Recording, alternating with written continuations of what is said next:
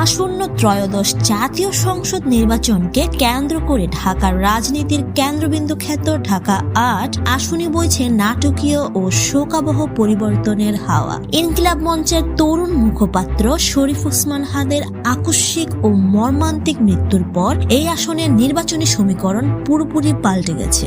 ঢাকার গুরুত্বপূর্ণ সংসদীয় আসন ঢাকা ৮, মতিঝিল, রমনা ও শাহবাগ এলাকা নিয়ে গঠিত এই আসনটি সব সময় হেভিওয়েট প্রার্থীদের লড়াইয়ের সাক্ষী। তবে আসন্ন ত্রয়োদশ জাতীয় সংসদ নির্বাচনে এই লড়াই এক ভিন্ন মাত্রা পেয়েছিল জুলাই বিপ্লবের সম্মুখ সারির যোদ্ধা ওসমান হাদির অংশগ্রহণের ঘোষণায়। কিন্তু সেই সম্ভাবনা এখন ইতিহাসের অংশ।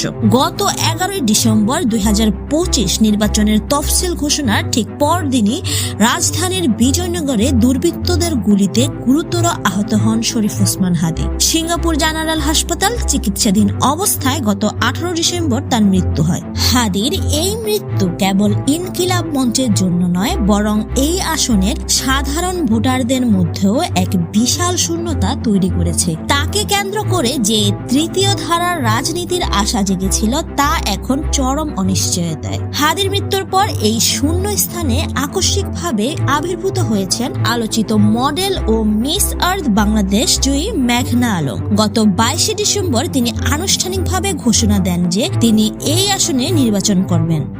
মেঘনা আলম গণ অধিকার পরিষদের প্রার্থী হিসেবে অথবা স্বতন্ত্রভাবে এই লড়াইয়ে নামছেন। তিনি মূলত নারী নিরাপত্তা এবং আধুনিক ঢাকা গড়ার প্রতিশ্রুতি দিয়ে সাধারণ মানুষের মনোযোগ আকর্ষণ করার চেষ্টা করছেন। হাদি হত্যার বিচার ও তার অসমাপ্ত স্বপ্ন পূরণের কথা বলে তিনি তার নির্বাচনী প্রচারণায় এক নতুন আবেগ যোগ করছেন। ইনকিলাব মঞ্চ ও বিকল্প প্রার্থী হিসেবে শরীফ ওসমান হাদির মৃত্যুর পর ইনকিলাব মঞ্চের পক্ষ থেকে কোনো আনুষ্ঠানিক প্রার্থীর নাম এখনো ঘোষণা করা হয়নি। তবে রাজনৈতিক মহলে জোর গুঞ্জন রয়েছে যে হাদির পরিবারের কোনো সদস্য, বিশেষ করে তার বোন মাসুমা সুলতানা, হাদির প্রতীকী উত্তরাধিকারী হিসেবে নির্বাচনে অংশ নিতে পারেন।